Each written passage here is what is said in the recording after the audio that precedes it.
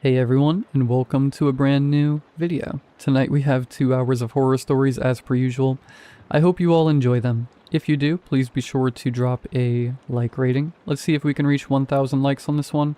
I think if everybody took just a quick second, we could get there. Subscribing if you are new is also very much appreciated. We are getting ever closer to my 2026 goal of 150,000, and I do also just want to say thank you so much for that. Anyways, sit back, do whatever it is that you do to relax, enjoy the 2 hours of horror stories with no mid-roll ads, except for the ad break after this intro. There will not be any more ad breaks after that one. And as always, I hope you all have a great night. I don't think I have had any privacy for a few weeks. I work for a third-party call center that operates out of a long-shut-down department store in a walled-off section of a half-shuttered mall. The windows are all boarded up, and we have to use the metal doors in the back. We handle customer service for multiple businesses, so one minute I could be helping a woman reboot her Wi-Fi, and the second after the call ends, I mean that literally, I will be helping a man reschedule his refrigerator delivery. If there is one saving grace to this job, it's the variety. For many, though, that isn't enough to make up for the fact that we only get a 15-minute lunch and a cumulative 10-minute break time, including bathroom breaks. You want to make sure you use it because it can't be carried over to the next shift, but you get written up for going over the allotted break time.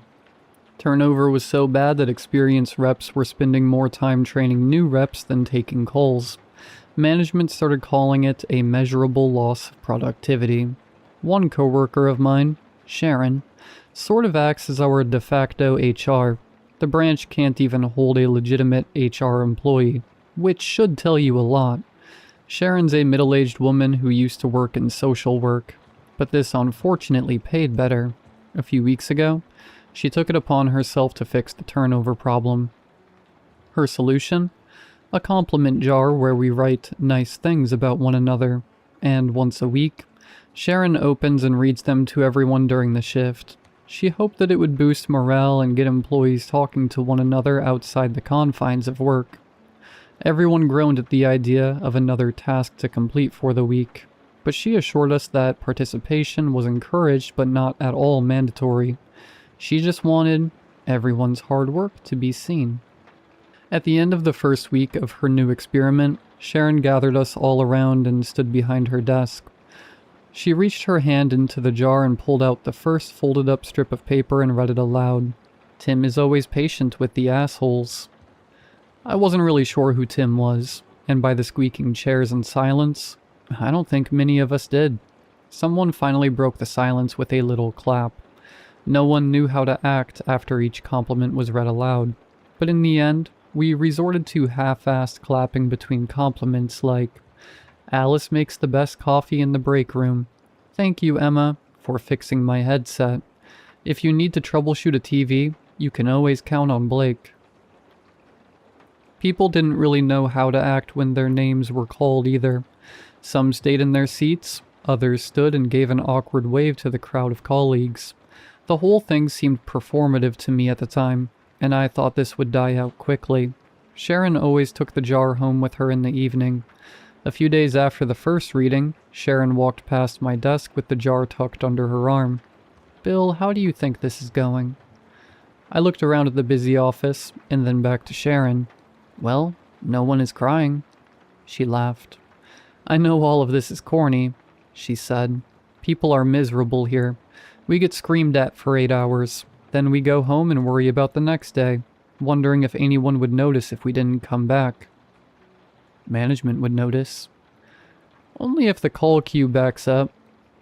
You think this will fix that? I asked as I pointed to the jar. There was no way in hell this office could keep that going. She shrugged. Maybe it will get people to at least look at each other. By the next reading, I thought I was right when the first few were basically just praise for always being on time for work. It looked like the compliments were getting lazier. We had already run out of nice things to say to one another, and we were just grasping at straws to find something to add. Then there was, if you think you're on a tough call, just look over at Josh. That one got a laugh out of me because Josh always seems stressed out of his mind. After that, more ended up being funny. Madison, I love how your chair squeaks in rhythm with the hold music when you need a little break on the line. Sharon seemed so proud because it seemed this initiative was actually going to take off. To her credit, it really did seem like the office was a brighter place. There were more conversations between people on their breaks, and just a lighter general mood in the office. Over the next week, I found some of the conversations at work to be extremely awkward, but it was better than before. Anything was better than nothing. On Wednesday, David came up to me while I was getting a cup of coffee that Alice had brewed for everyone. "Are you having to leave home earlier to get here on time?" I finished my sip, cleared my throat, and asked, "I'm sorry?" "I mean, with all that road work on Laurel Street, do you have to leave for work earlier?" Now I know I didn't tell him where I lived. I only knew his name was David because he had a tag with his name on his cubicle, but the roadwork 2 streets down did delay me, and it was extremely annoying. "Yeah, do you live around there too?" "No, just read about it in the paper." David was a strange guy. Maybe I had mentioned my street before.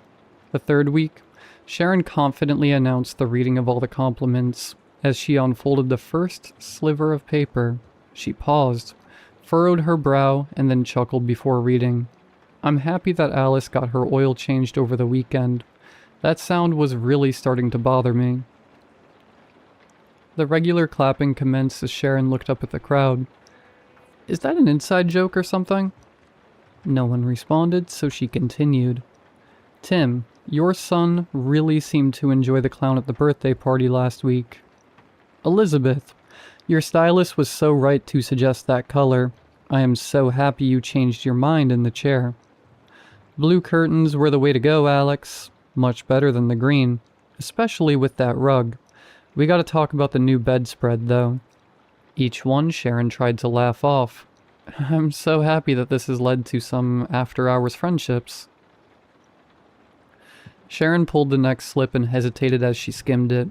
She frowned as she stared at the slip, looked up at the crowd in disbelief, and then back at the paper in her hand. This one is just for me," she said. Annoyed sighs filled the room as she searched for the next compliment. When my name was called, I was jolted to attention. "Bill, I love how you are so careful when you water the tomatoes in your vegetable garden.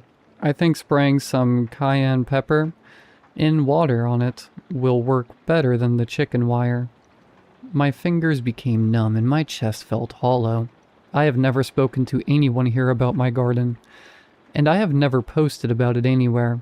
At the end of the reading, as everyone was rolling or shuffling back to their cubicles, Sharon tried to raise her voice above the noise.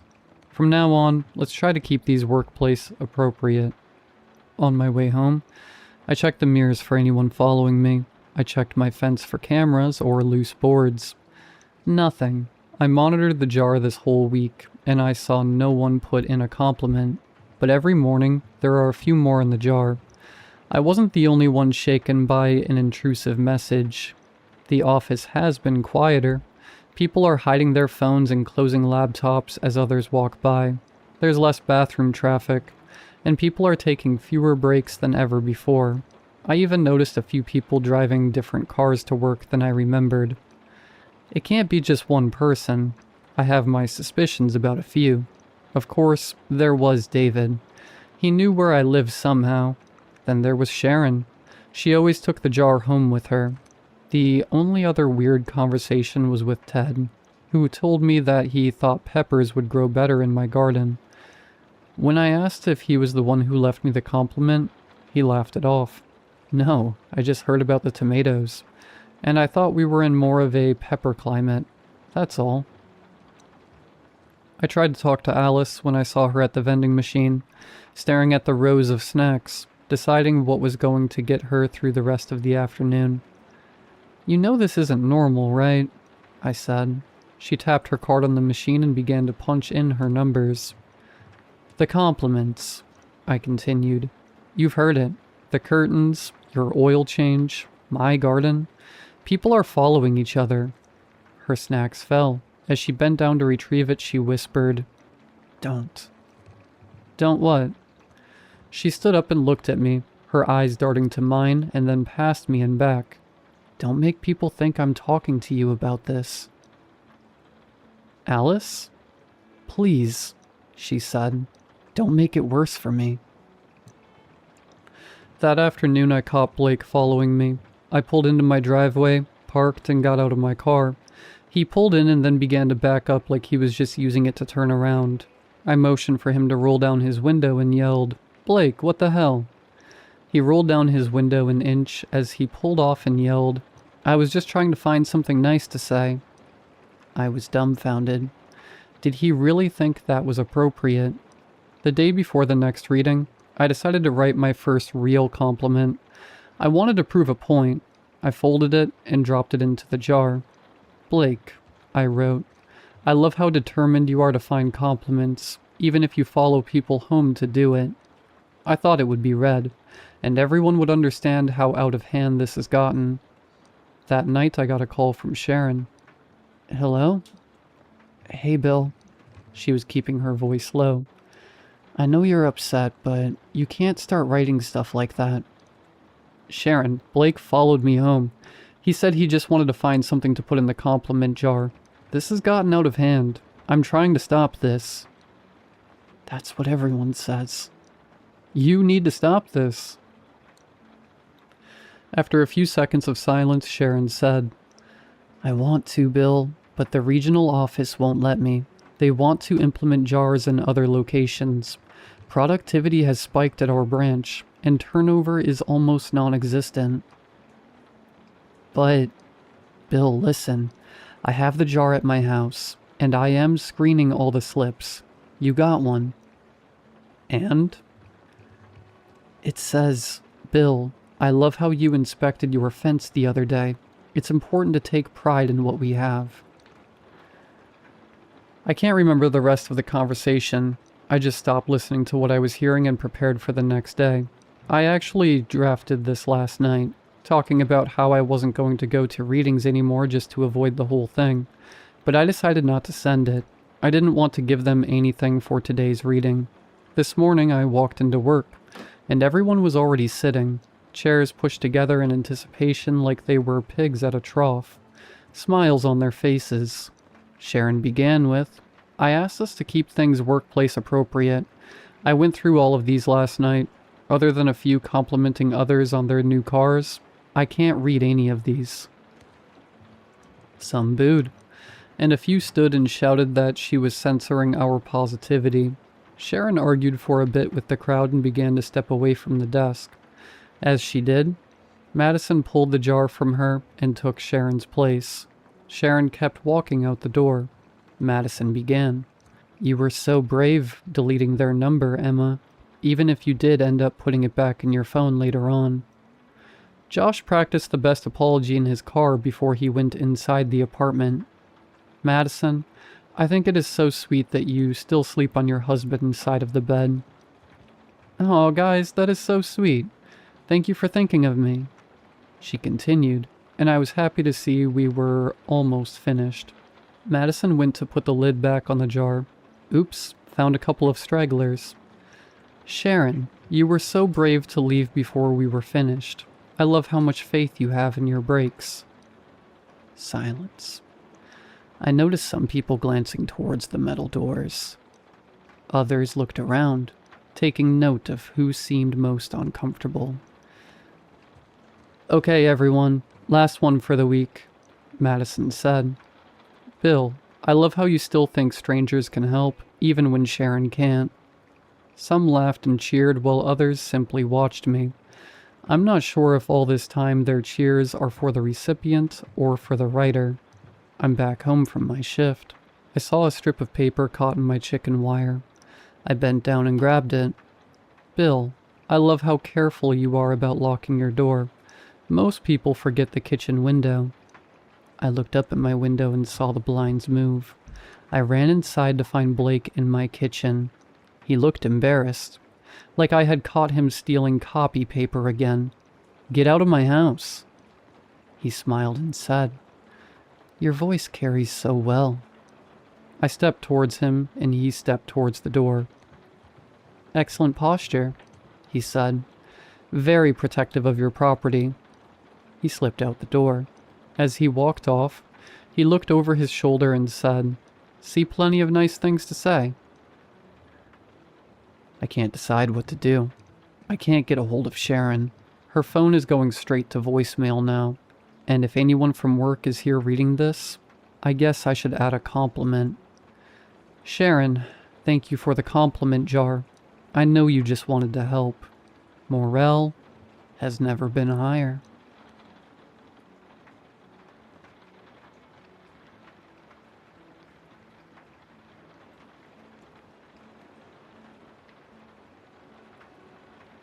I'm probably one of the oldest Reddit users around.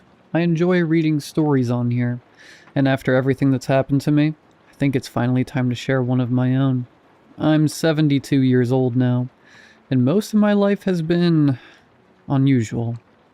Whenever I've told people about the things I've experienced, they've either laughed or assumed old age had finally caught up with me.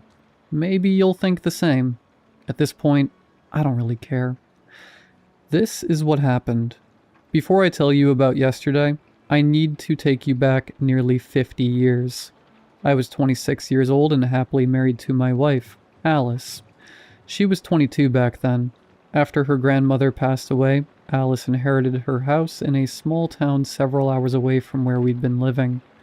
They hadn't been particularly close, but the house had been left to her regardless. 6 months after her grandmother's death, we packed our belongings and moved in.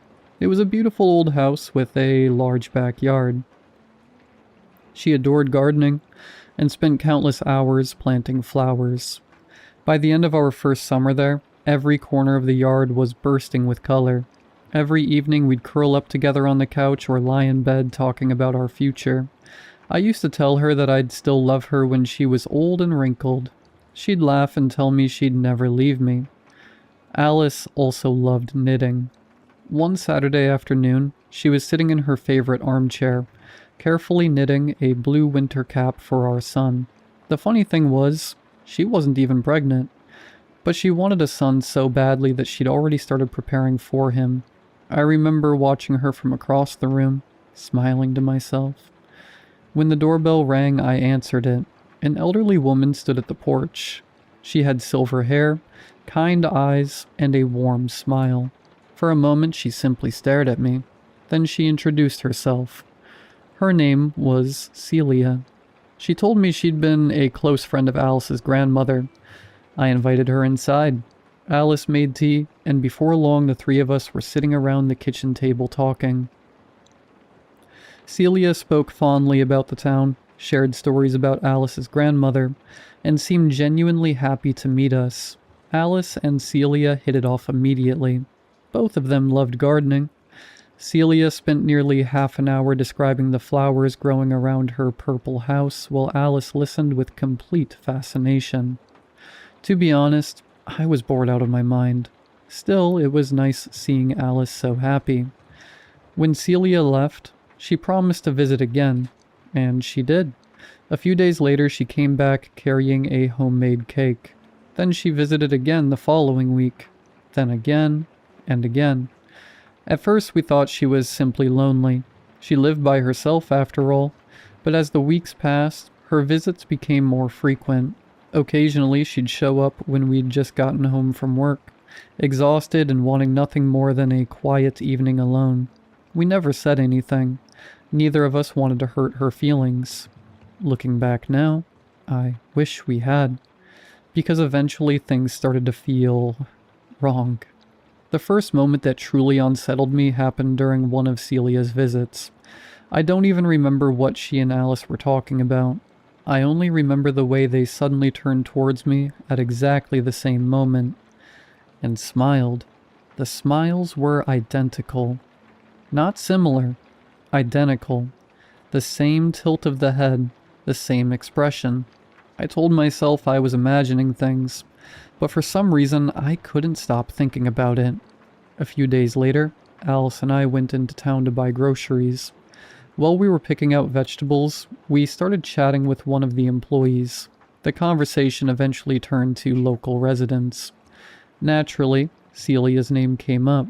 The woman immediately recognized it. "Oh, Celia?" she said. "She's lucky to be alive." When we asked what she meant, she told us that several months earlier, Celia had suffered a stroke right there in the middle of the store. According to her, everyone thought she was dead. Then suddenly she'd opened her eyes.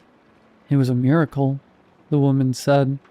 Alice mentioned that Celia had been friends with her grandmother. The employee frowned. "Really? That's what she told us." The woman shook her head. "That's strange. I've lived here my whole life. I don't remember them ever spending time together." The comment bothered me more than I cared to admit. When we returned home that afternoon, things became even stranger. The front door was standing open. My stomach dropped immediately. I've always scared easily. Alice, on the other hand, has never been afraid of much. She stepped onto the porch and shouted, "Who's in there?" No answer. Then, after a few seconds, someone emerged from the hallway. It was Celia. For some reason, seeing her standing inside our house didn't make me feel relieved. It made me feel worse. She smiled awkwardly and explained that she'd brought us a cake. The door had apparently been unlocked, so she'd let herself in. Alice and I always lock the door. Always. Still, mistakes happen. That's what we told ourselves. At the time, we accepted her explanation. 5 days later, something even more unsettling happened. It was late at night, and Alice and I were getting ready for bed. I was walking past the window when I glanced outside, and I saw someone standing behind the tree. I screamed before I even had time to think. My heart started pounding so hard I could hear it in my ears. I told Alice we should turn off the lights and pretend we hadn't seen anything at all. Like, if we stayed still enough, whatever it was outside might simply disappear. But Alice didn't listen. She went outside. She checked the yard, came back, and said there was no one there. We concluded it must have been a woman. There had been a shape, a silhouette that looked like a dress. It was hard to see clearly from the window, but there was definitely someone there, watching. 2 days later, on a rainy night, I saw someone again. I had left my jacket outside earlier in the day, and when the rain started, I went to grab it before it got soaked. As I was walking back inside, I saw her, Celia. This time, I wasn't scared. I was just irritated, and something in me was certain she had been the one behind the tree that night. I don't know how I knew, but I did. Alice invited her in like nothing had happened. She made tea, as usual. I stayed quiet most of the time, letting Alice do the talking. Celia explained that her memory had been getting worse lately, that sometimes she got confused and thought places were hers when they weren't. It sounded reasonable, but I couldn't shake the feeling that she needed to stop coming to our house. On October 23rd, a tragedy happened. I'll never forget that day as long as I live. I was working my shift at the factory when one of my colleagues walked up to me. He looked unusually pale. He leaned in close and said quietly, "There was an explosion in the store your wife works in." My heart dropped immediately. When I arrived there, the entire place was gone. The store was torn apart. It didn't even look real. An officer stopped me from getting closer. I asked him if there were any survivors. He looked at me for a long moment before shaking his head. "I'm sorry," he said quietly. "We found no survivors, but we did find a wedding ring on the ground. Do you recognize it?" He held it out. The moment I saw it, I knew. It was hers. I collapsed right there on my knees. I don't remember when I started crying, only that I couldn't stop. They said it was a gas leak, old pipes, and I knew it was true. I had seen the condition of that place before. I had known it wasn't safe, and yet I let Alice work there. That thought destroyed me more than anything else. For days, I didn't speak to anyone. And then one day, Celia started coming back. At first, I tried to push her away. I didn't want anyone there. I didn't want comfort. I didn't want anything. But she kept showing up. Slowly, she began helping without asking, cleaning the house, cooking small meals, even watering Alice's flowers in the backyard. We barely spoke, and yet she never commented on my silence, never pressured me, never acted like anything was strange about it at all. She just stayed, and I let her. As time went on, we started talking again, small conversations at first, then longer ones. I even remember laughing for the first time since Alice died, but no matter how normal things seemed on the surface, I always had the same feeling, that Celia was near me, watching, listening, even when she wasn't in the room. Then one day she told me her house had a cockroach infestation. She asked if she could stay at mine for a few nights. I hesitated, but after everything she had done for me during my worst days, how could I say no? One morning I woke up in bed and instinctively turned to the other side. I hadn't opened my eyes yet, but I felt it immediately. Someone lying next to me. For a split second my mind filled in the blank the only way it knew how. Alice. I smiled faintly, almost on reflex. I reached out and hugged her like I used to, pulling her close, holding on to that familiar comfort I thought I had lost forever. But something was wrong. Her skin didn't feel right. It wasn't smooth. It wasn't warm in the way I remembered. There was a texture to it that made my stomach tighten before my mind even caught up. I opened my eyes. Celia was lying beside me. She was staring right at me with a wide, satisfied smile. And I was staring back at her with pure hatred. Something in me snapped. I started yelling at her, telling her she had crossed every possible line, that this was not acceptable, that she needed to get out of my house immediately. Celia went downstairs, while I stayed in my room, trying to calm myself down. I hoped she had left. When I finally came downstairs, she was sitting in the living room waiting for me. The moment she saw me, tears began forming in her eyes. Then she said something that made my blood run cold. "I did all of this to be with you again." "Again?" I asked. "I'm your wife, Alice." For a moment I just stared at her. "You died 5 years ago." She continued. "I'm actually 68 years old now. You have no idea what losing you did to me. I couldn't eat, couldn't sleep." She wiped her eyes. "Then one day I met a woman with red hair. She told me she could move a soul from one body to another. She said I could even choose a point in time to return to." I stood frozen. "I chose this year," she said. "Celia died of a heart attack.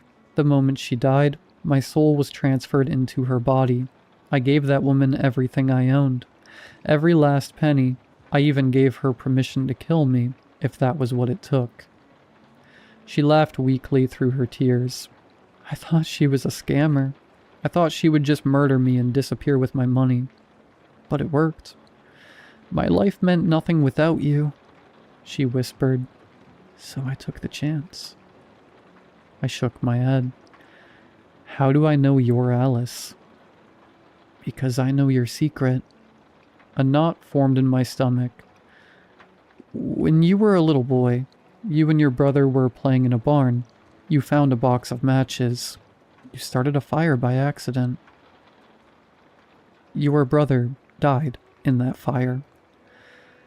I desperately searched for another explanation, but deep down I already knew. I had never told this story to anyone else. "This is insane," I said. "You really thought this was going to work? You're crazy."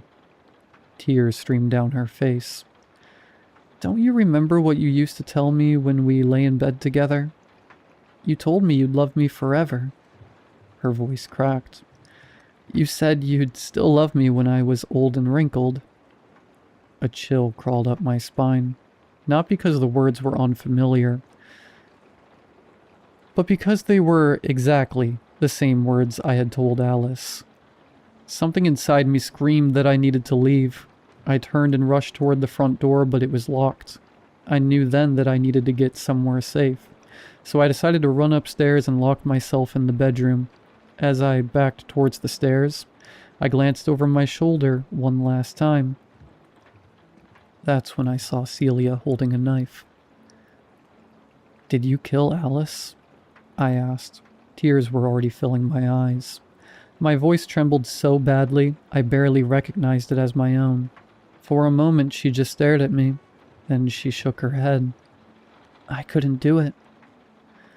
I didn't know what that meant. She took a step toward me, then another. I turned and ran. My feet pounded against the stairs as I raced upward. Behind me, I heard her following. Then, I heard her falling down the stairs.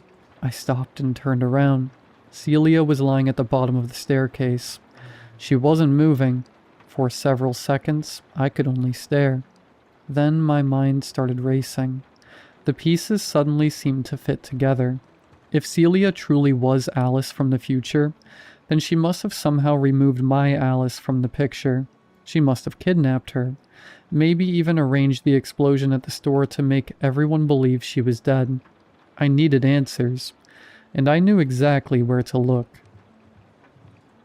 Earlier, Celia had often talked about her house, the purple one with the beautiful garden. I didn't know the exact address, but I knew the neighborhood, so I searched until I found it.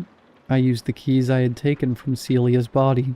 I was calling for Alice, and then finally, I heard her voice coming from the bathroom.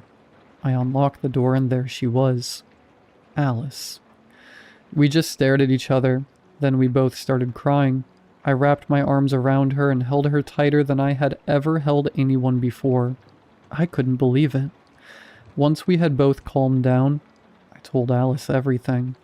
When I finished, she took a deep breath and told me what had happened on the day of the explosion. "I got to the store early that morning," she said. "You know how I always liked arriving before everyone else. I wanted a few quiet minutes to drink my coffee before work." I nodded. Celia was waiting outside. She told me she had a problem with a faucet in her bathroom and needed help turning it off. Since I had plenty of time before my shift started, I agreed to help. The moment I got inside, everything changed. She locked me in the bathroom. I screamed, I kicked the door, I tried everything I could think of, but I couldn't get out. There weren't any windows, no way to signal anyone outside. Tears formed in her eyes. We sat together for hours, talking, crying, filling in the gaps left by all those lost days. I should have felt complete. I should have felt like my nightmare was finally over, but I didn't. No matter how much I loved Alice, there was one thought I couldn't escape. The woman who had done those things, who had kidnapped her, who had manipulated me, watched me, lied to me, and nearly killed me, was Alice. Maybe not this Alice, but she was still a version of her. Every time I looked at her, a small part of me wondered what she might become one day. Eventually, I made a decision. I ended our marriage. 10 years passed after those events. I remarried. My wife's name was Eleanor, and together we had a son named Walt. We lived in a different city, far away from that town and everything that had happened there. I found a new job, built a new life. During all those years, I never saw Alice again. One afternoon, Eleanor came home from grocery shopping with Walt. "Look what I got," he shouted. He proudly held up a blue winter cap. My stomach dropped. I couldn't stop staring at it. The color, the pattern, the stitching. I knew that hat. 10 years ago, I had watched Alice sit in her favorite armchair and knit that exact same cap for a son she didn't even have yet. "Where did you get that?" I asked. Eleanor smiled. "We met a sweet old lady while shopping. She seemed lonely. We talked for a while. She told me she never had children of her own."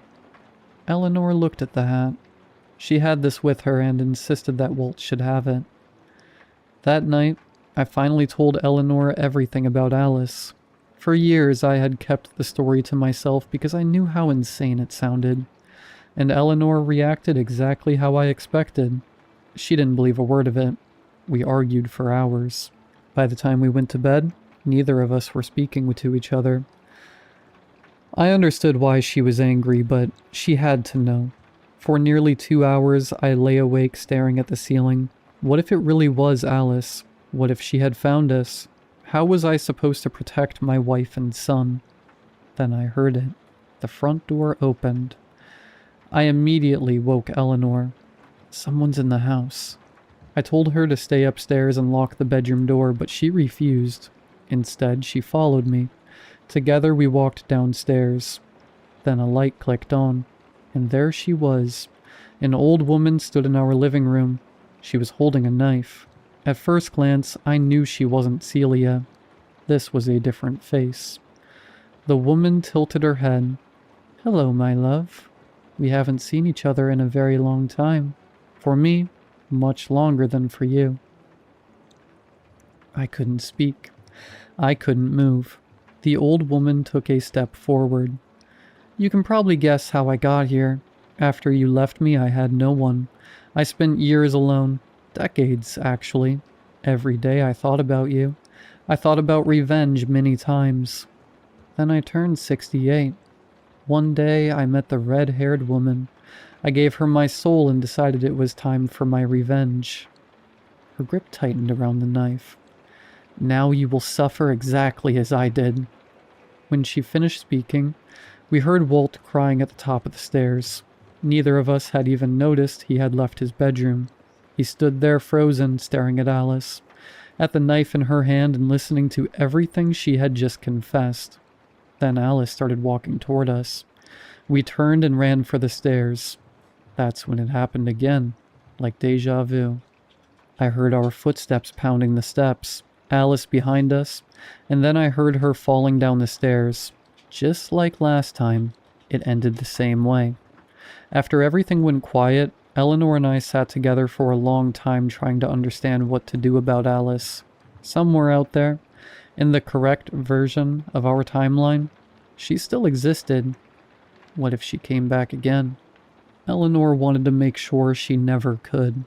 She said the only safe option was to remove her entirely, but I couldn't accept that. If we did that, we wouldn't be any different from her. So I suggested something else. We would go to her, not to confront her, but to help her. Over the years, we kept in contact with Alice. She became part of our lives in a way none of us had expected. We helped her through what she was going through, and somehow she helped us too. And eventually we became friends. Then when we grew old, Alice moved away and we eventually lost contact. That brings me to yesterday. I'm 72 now. Eleanor passed away a year ago, and I live in the same house we once shared. It was an ordinary morning. I made coffee, sat down, and watched television. Then the doorbell rang. I was surprised because I don't really get visitors anymore. When I opened the door, I saw her. Alice. She was 68 now, but this time she was fully herself. For a moment, I didn't know what I felt more, happiness or fear.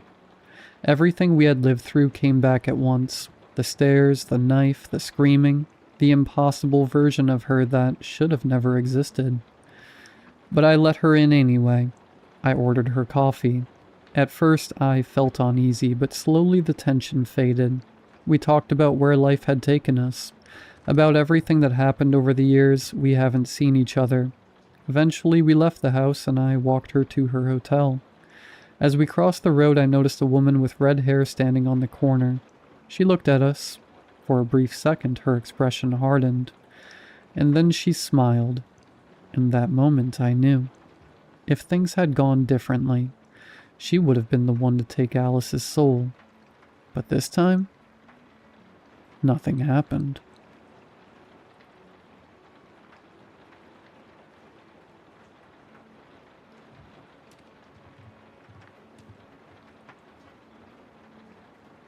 I run a paranormal blog. Yeah, I know. I started it after my ex-husband died. I needed somewhere to put all the noise in my head, I guess. And it helped. Mostly I debunk things. I try to give people closure. Doesn't always work.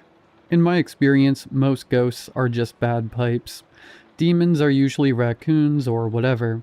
So when people started messaging me about Lucent Lake, I didn't immediately pack a bag. The rumors talked about a killer, a slasher, or something. Didn't raise any red flags for me, but then people started sending screenshots from local Facebook groups and sad and angry posts from relatives. 4 people had died in 3 weeks. Something felt off, so I guess I took the hook. Nobody had seen anyone. No footprints, no weapon, no suspect. The police kept saying it might be an animal, but you could feel nobody believed that. They were just saying stuff into cameras so people wouldn't panic or something. Lucent Lake is a nice place. Picnic tables, trails, teenagers hiding beer, couples posing on the old dock like it wasn't half rotted. Normal place. Safe enough. When I got there, the place was empty. The woods felt completely abandoned. I got there after dark. Yeah, I know. But I knew the area. And I couldn't exactly tell my boss I had to leave early because people online were saying there was an invisible slasher. And yeah, to be honest, I knew it would be good for the blog. The road was narrow and annoying. Every branch in my headlights looked like a hand or something. Every shadow looked like a person. Great live, very professional. About a mile from the lake, there was this half-assed barricade across the road. 2 rangers stood next to it, or at least they were dressed like rangers. The man came over first. Older guy, gray beard, big jacket, and already looking disappointed in me before I'd even rolled down the window. Park, Dad. Park Dad leaned toward the window. Road's closed. Yeah, I saw. Then turn around. I was hoping to just take a look. No. Okay, warm guy. He did not love that. The woman ranger came over then. She was maybe my age, maybe a little younger. Hard to tell in flashlight light. She looked tired in the way people look tired when they've been polite for too long. Wait, she said. You're Liv from Grave Doubts. I smiled. Park Dad said, Doubts or no doubts, you need to leave. The woman ignored him. You can't go in there tonight. I'm not trying to be a problem. Park Dad said, You are literally a problem. Fair. The woman lowered her flashlight so it wasn't in my eyes. People are dead. The sheriff asked us to close this road. We don't know what did it. Could be a person, could be an animal, could be some idiot with a machete hiding out there. We don't know. A bear doesn't usually use a machete, I said. Park Dad stared at me. The woman looked at me for a second. Aren't you scared? I almost answered honestly. Yes, obviously yes. But scared doesn't mean what people think it means. Scared doesn't always make you run. Sometimes scared makes you very, very focused. So I shrugged. I do this kind of thing. That's not really an answer. No, I said. She sighed. Please just go home. That almost worked, because she said it like a person, not like an order. But I couldn't just go home. I was going to be gone for a whole week after this, so tonight was it. So I turned the car around like a normal adult. I even gave them a little wave. Then I drove half a mile back, parked in a muddy little clearing, and walked into the trees. Yes, I understand how dumb that was. I understood it then, too. I had no choice. I had my phone, my flashlight, my camera, pepper spray, and that little cloth pouch in my jacket pocket. To be honest, the pouch was the reason I was really there. Lucent Lake wasn't random for me. I had been there before, years ago, with Daniel. Daniel was my husband. Ex-husband. Daniel's dead now. People get very soft when I say that. They do the, oh, you poor thing, face. Truth is, when Daniel died, grief wasn't what I felt first. It was relief. I'm not going to give you a list of what he did or didn't do. I hate when people want examples. Like they know anything or could be the judge of anything. Like whether I'm allowed to hate him or not. I'll say this much. My kids knew the sound of his car. The second he drove in, the whole house stopped breathing. And leaving him did not fix it. Most people love saying, "At least you got out." Like sick men respect locks, school pickup schedules, changed phone numbers, court orders, any of it. Daniel didn't, of course. Calling, waiting, showing up, finding reasons, making sure the kids and I understood that out was not the same thing as free. I couldn't do it anymore. I couldn't keep living like that. Every window was a threat, every phone call, every car slowing near the house. Enough. So I went to a woman a friend knew. She lived above a dentist. She wore sweatpants. Her tea was terrible, and I wasn't completely sure it was just tea. She listened, then said, "You need closure." I said, "I want him to get what he deserves and out of our life."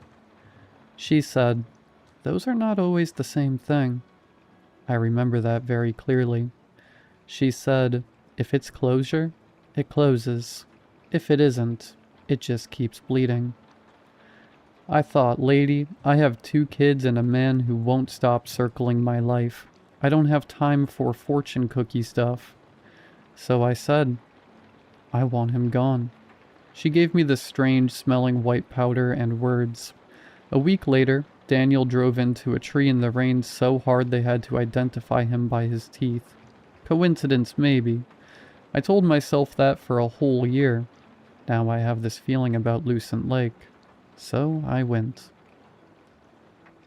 The trail was dark but not weird. Just woods, leaves, mud, branches catching on my sleeves. I moved slowly because I kept my flashlight off most of the time. Last thing I needed was someone spotting me and dragging me back again. Then I heard my name. Not a whisper exactly. Just very quiet. Quiet enough that, for a second, I thought I'd made it up. Then it came again. "Liv." I stopped. It sounded like his voice. My first thought was very stupid. It was, no thank you. Like I could unsubscribe. "Liv." My hand closed around the pouch in my pocket. Then someone grabbed my arm. I made a noise I will not be describing because I have some pride left. It was Park, Dad. "Are you serious?" he said. "Don't grab me. Then don't sneak past a roadblock." I was leaving. "You're walking toward the lake." I got turned around. He just looked at me. "Fine," I said. "Bad lie." He took his radio. "Found her. South Trail. Yeah, I've got her." Then he looked at me again. "This isn't some stupid internet social media. You get that, right?" "I know." "I don't think you do. People are dead." I said I know. And I did know. Better than he did, probably. He still had my sleeve. Then his expression changed. Not scared. Confused. He looked down at his chest. His jacket opened. Just opened. A red line opened across him, and then blood hit my face. Too much of it. He made this small sound, like he was embarrassed. Another cut opened under his jaw. I stepped back. He reached toward me, maybe for help, maybe because people do weird things when they're dying. Then his face came apart. There was nothing there. No bear, no man, no shape in the air. Nothing. Park Dad dropped, and his flashlight rolled into the leaves. I ran. Not away from the lake. I know. Believe me, I know. But Daniel's voice came again from ahead, and in that moment it made sense. I didn't want to leave what was left of Park Dad there, but I couldn't stay. That was Daniel all over. Hurt someone else and somehow make it my fault. I reached the lake out of breath and tasting and spitting someone else's blood. The water was black. The dock was still half collapsed. He was standing in the water, where the lake met the mud. Daniel. He didn't look like a person, a human. No, his clothes were wet and dark. His face seemed intact, but his skin looked wrong. His head tilted slightly, like he was listening to something I couldn't hear. But it was him. I felt chills prickling all over my body when I saw that smile.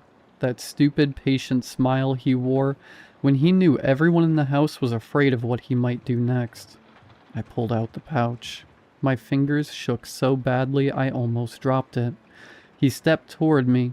"Stay there," I said. He didn't. Of course he didn't. I thought of Donnie and Ben, my kids, not in some soft, glowing way.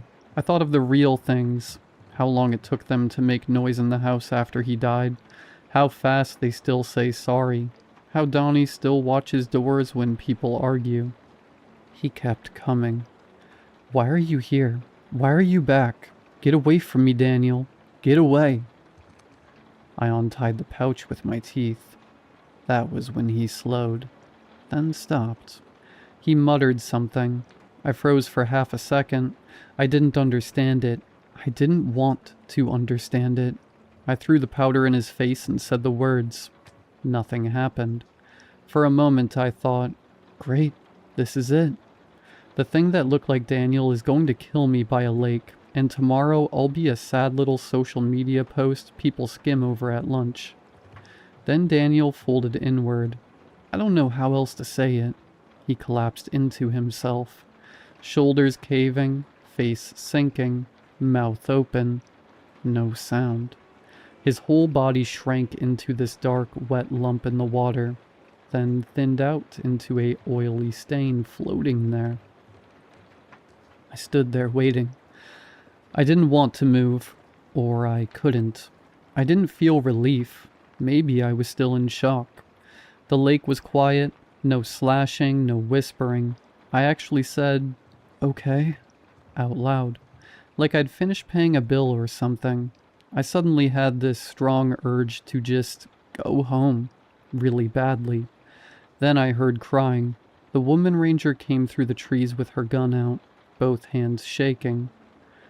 "Where's Tom?" she said. I raised my hands. "Don't shoot." "Where is he?" "I'm sorry." "What? Where is he?" "He's dead." She looked at the blood on me. "What did you do?" "I didn't. Listen, there was something here. I stopped it. I think I stopped it." "You think?" "I know. I know how that sounds." "Get on your knees." "Okay." I started to kneel. Then she flinched. A cut opened on her cheek. I froze. Another cut opened across her jacket. "No," I said. She looked at me. Not behind me, not into the trees. At me. Then her throat opened. She dropped into the leaves. The forest went quiet again. I got up and started running like hell. I didn't look back. I think I fell several times, but just kept going, ignoring all the pain in my legs and hands and face. I got in the car and drove like mad until I hit the main road back to town. Then I had this weird feeling. Chills from my forehead to my shoulders and down my spine. I don't know why, but I remembered what the powder woman told me. If it isn't closure, it keeps bleeding. I realized that this thing out there, this invisible thing, is not anyone else's. It's mine. It's the opposite of closure. It had dragged me back there because it knew I'd come. It knew I wasn't going there to forgive him, or let go, or any of that clean, pretty BS people say when they've never had to go through what I did, what the kids did. And I knew I was right because the second I thought it, I felt something for it. I knew it wouldn't hurt me. Not me. I'm home now. I desperately need a shower. It's 3 a.m. My kids are at my sister's. I lied and said my flight was tonight. It's here with me. I know it is. There are scratches on the inside of my front door. They weren't there before. And that's the part I can't handle. Not that it followed me, that it thinks it's helping. Then someone screamed outside. A real scream, short and wet and cut off too fast. It sounded like Jerry, the old guy next door, the one who watches me from his porch when I'm sunbathing in the yard and sprays neighborhood kids with his hose if they get too close to his grass. Oh, God.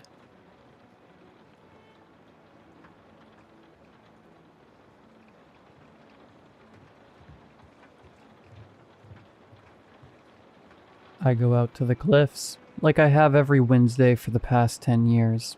The gravel crunches under my boots, the wind catching my hair with rough fingers. I keep pulling strands out of my mouth as I climb, my thighs aching. The path up to the top of the cliffs was steep when I was 16, and every year it's felt steeper. People ask me sometimes why I bother to keep coming out like this, when my legs don't show any sign of getting better. But it's worth it for the vantage point. There's a few signs up at the top warning people to stay away from the very edge of the rocks. There's even a picnic table, although it's weathered and worn from lack of use. No one comes here anymore, not since the boat started to come. I don't need to go right to the edge of the cliffs to see it. I lean my cane against the table. I need it less when I'm not actively climbing, and wander out towards the edge. The water is gunmetal blue, dark and deep as sleep. The waves are a steady rhythmic roar. The ocean's voice is strong. Not one day that I've been coming out to the cliffs has it faltered, even if waves are quieter when I come. It's like a great cat curled up and resting between hunts. Don't for a moment think that I am any safer than I was before. The water whispers as it laps against the rocks. Don't for a moment think that I can't reach you where you are. As I walk to a safe vantage point, a horn echoes out across the water. I flinch. I can't help it. From this distance, the boat is a tiny thing, just a speck on the horizon.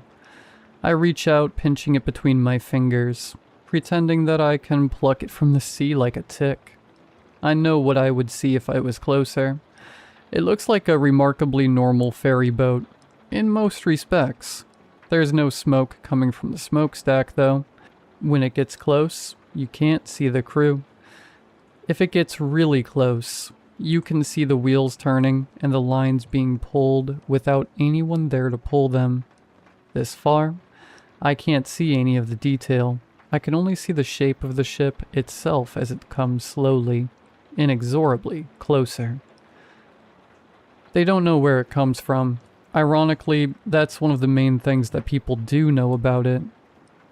Whenever anyone new to town asks about it, that's the first thing that they're always told. It appeared on a Friday evening 10 years ago. School had just ended for the year, and my friends and I were celebrating. If you ask our parents, we were all collected over at Mollett's house for a sleepover, eating wat made by her mother, and cramming our mouths full of junk food and junkier movies before passing out in a comfortable haze of good food and the warm feeling of accomplishment at another year closed out. And we had done that. I could still taste the onion on the back of my tongue, mingling with the bright, prickly taste of the malic acid-coated candy that Ryan had brought by the bucketful. But we were 16 and 17, old enough to consider ourselves basically grown adults, and Mollett's parents were basically convinced by now that a lot of us were too lame to do anything exciting like drugs or have sex, which was true for the first one, and unfortunately not true for the latter one. It turns out boring people also have sex, just, boring sex. So they didn't mind if she went with us, and the beach was close enough that I could walk there without too much pain or discomfort. Not no pain. It was never no pain, not even then. But I'd already learned even back then that if I wanted to participate in life at all, I was going to need to learn to hurt. There was only so long that you could watch movies, and when the credits rolled, someone made the suggestion. One thing led to another, and we were shoving on jackets and fishing phones out of the couch cushions and making our way out into the cold night. on the path down towards the sea. I don't remember the walk there that well, nor our time on the beach before it came. It comes back to me in snatches and flashes.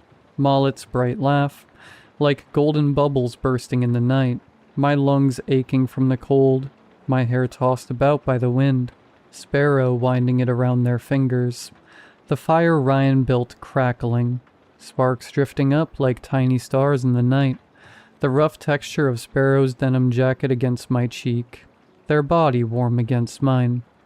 I wish I remembered it more. Even a scant decade later, the memories are hard to touch. They're all collapsed, down into salt and sea foam.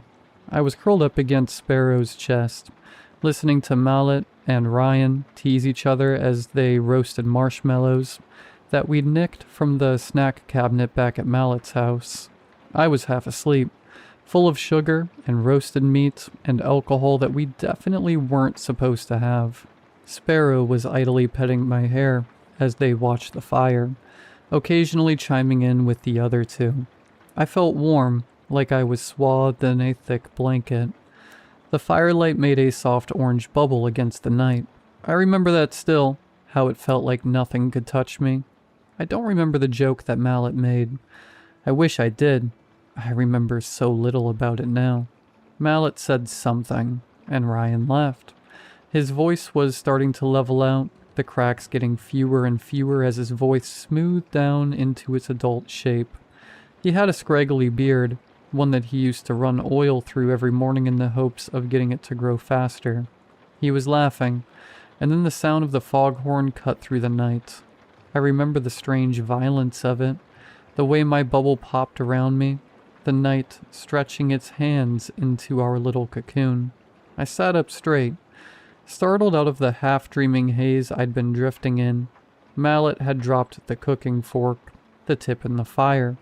Her marshmallow started to smoke and char black, but she didn't notice. She was staring down the beach, towards the waves. "What the?" Sparrow said out loud. Their head was turned away from the fire, looking out into the night. Mallet pointed. Ryan turned to look. And I turned, following their gazes. I couldn't identify what the shape they were looking at was. It was too dark, and at first, all it looked like was a dark shape against the night, blocking out the light of the stars in the city.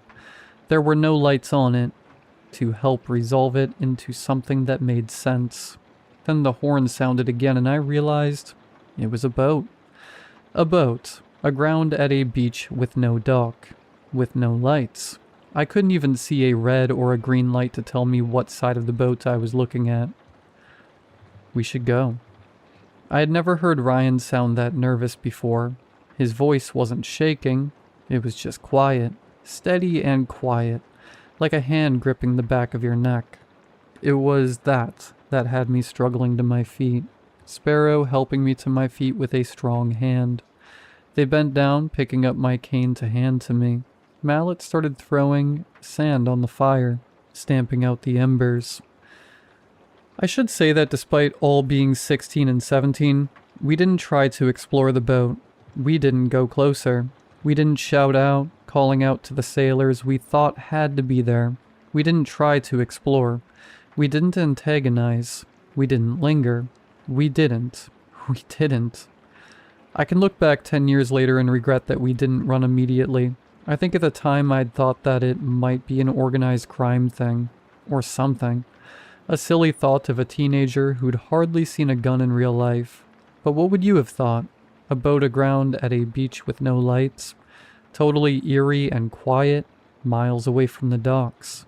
I thought as long as we didn't see people, we would have time to collect our stuff and move away. I thought we had time to get away. What would you have thought? We collected our stuff the fastest we'd ever had. We didn't speak. Sparrow threw our food in a bag. Ryan grabbed Mallet's coat, throwing it on her shoulders. We left the beer. We shouldn't have, but we were 17 and scared. What would you have done? Silently, we picked up our things, pulled on our coats, and slipped away down the beach. We walked in tense silence, resisting the urge to look behind us. Sparrow helped support me without being asked, letting me lean against them, helping me find my footing. I was slower. The sand made me even more unsteady on my feet.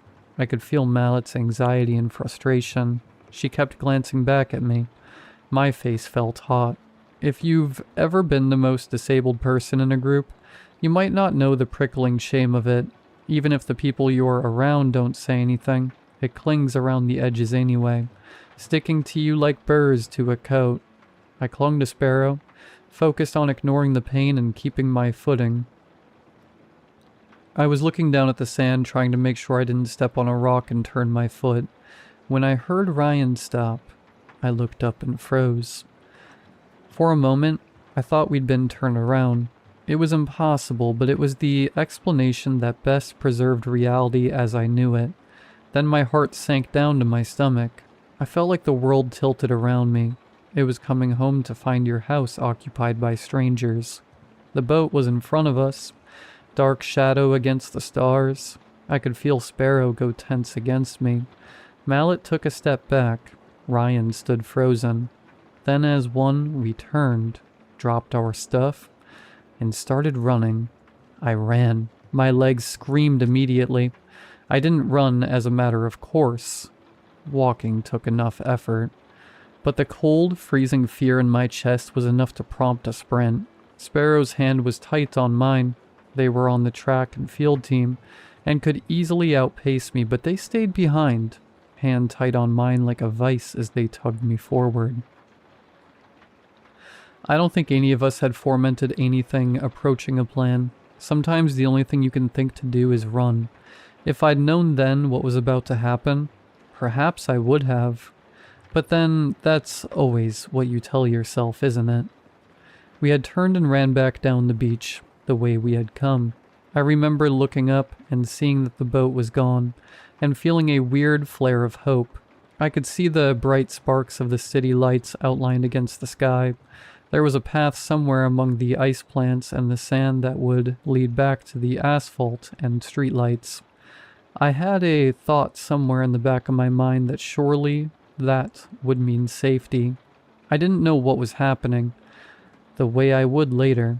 I just knew that something was terribly wrong and the only thing to do was to be as far away from it as possible. Mallet and Ryan were running in front of us. I could barely see through the white flares of pain in my legs. I was going to fall, I realized. A kind of awful fatalism, I remember later. Adrenaline only goes so far. There's a point where it falls. My brain was full of a white, sticky fog. Pain has a way of driving out all other concerns. It's hard for me to describe what happened next. What happened and what was a product of pain and fear is hard to tell 10 years later. It looks like this in my memory. We were running, and I could almost see the gap in the ice plants where the pathway started when the foghorn sounded again. It was worse this time. If you've never heard a normal foghorn, they carry like no other sound in the world, like the bellow of some great undersea beast. When this sound went off, I couldn't help but think, somewhere through the haze of pain, that it sounded like a scream, an open mouth. It was followed immediately by another one, and this time my legs collapsed underneath me. I couldn't help it. It was past willpower and adrenaline, and down to the very mechanical limits of my joints. The limits of the pain my brain would tolerate. Sometimes your body will just not let you hurt any longer. As soon as I did, my hand slipped away from Sparrow's. They hadn't been expecting me to fall and they weren't ready for it. I fell, collapsing down into the sand. The sound came again, and this time it was somehow louder. It filled the entire world. I curled up into a ball covering my ears, which didn't at all manage to block anything out. I think I screamed. When the sound died down enough for me to open my eyes and look up, I saw a tableau that I can't forget. When I close my eyes, I still can see it. I see it when I sleep. The boat had returned, as impossible as that was. Like a tiger circling its prey. It was closer than it was before. It seemed larger than it had before. It loomed like a wall of darkness. The water was wrong. Near it? I don't know why I remember that. I think that sometimes your brain just grabs onto details. The water wasn't lapping against it like it would against a normal ship. It was just coming in gentle waves against the shore, unaffected by the presence of the boats at all. Mallet was the closest to the boat. I didn't see Ryan. I watched her walk towards the boat. I think I tried to call out towards her, but the horn sounded again and my voice was swallowed by the boom. She walked towards the boat. She didn't look back towards me. I turned that part over in my mind over and over again. She walked towards the boat and didn't look back. She walked towards the boat and then, like I said, I was half out of my mind with pain and fear. It's hard to tell what's real and what isn't. I can only tell you what I saw. She walked forward, towards the boat, and it looked like the darkness opened up. I saw something. A rope? I couldn't see. Curl around her hands. She didn't resist it. She walked forward into the darkness and was gone. Sparrow was closer to me. They were standing, staring at the boat. I watched them sway gently on their feet. They took a step forward, like they were going to follow Mallet into the dark. I made a sound that I'd never made before, some kind of wounded animal cry. I crawled forward. Sparrow! Sparrow! Sparrow turned. There was something strange about their expression. Something hollow and empty, like a doll. I reached out a hand towards them. Sparrow, please. To my immense relief, Sparrow came towards me. I couldn't stand on my own, even trying to lift myself up sent spikes through my flesh. They reached down, helping me to my feet. I buried my face into their neck and breathed for a second. Let's go, please. I hardly knew what I was saying. Sparrow didn't say anything. They just braced their grip on me and started walking towards the ship. What? It came out in a breathless little whisper. My lungs didn't seem like they wanted to work. They took another step forwards. I looked at their face, but their eyes didn't seem to want to focus on mine. Their eyes were dark. They were focused intently on the boat beyond. Sparrow, what? It's okay. I knew as soon as they spoke that something was unimaginably, awfully wrong. Sparrow didn't talk like that. Their voice was supposed to be high, fast, and sharp. They talked faster than they could get the words actually out coherently most of the time. They didn't talk like this, soft, empty, and slow. It's okay. Their skin was so cold against mine. We'll be there in just a moment. I tried to stop, pulling away. No, we need the street, Sparrow. We need... Don't you want to see it? They stopped, but they didn't turn away from the boat. Their grip was still strong on me.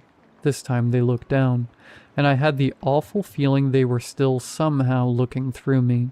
Their faint smile was like no expression I'd ever seen on their face before. What? It's here for us, Sparrow said, with that same empty smile. They watch us, down in the deep below.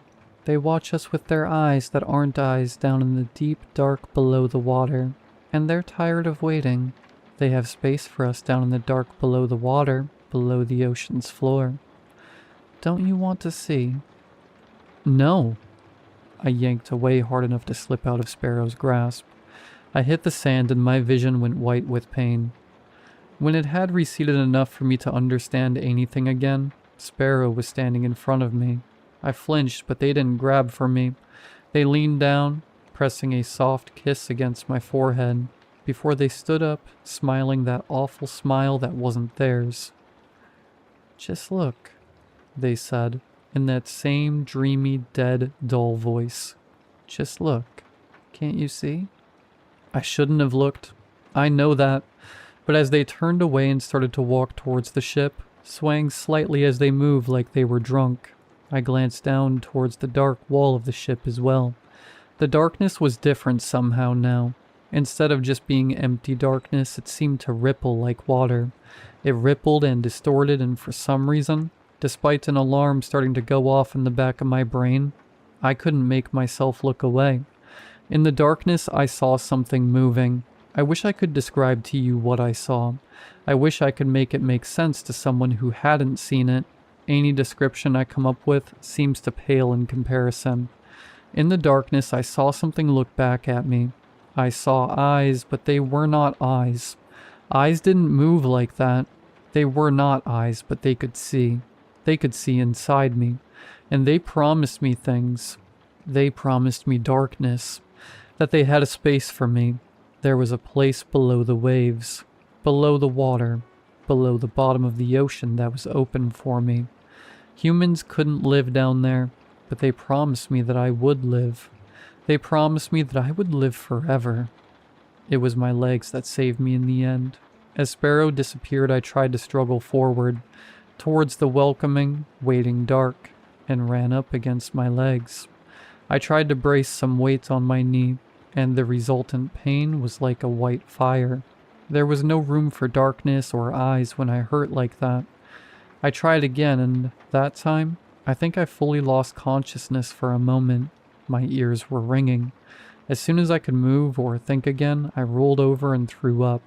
When I looked up, the boat was gone. And that was that. What else was I supposed to do?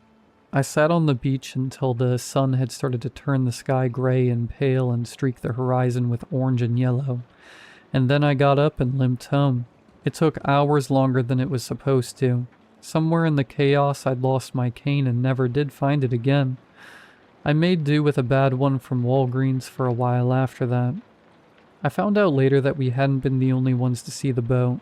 That should have been impossible, of course, but we were beyond that now. I didn't understand the world that I lived in anymore. Why shouldn't a ship have visited hundreds of people around the city in a single night?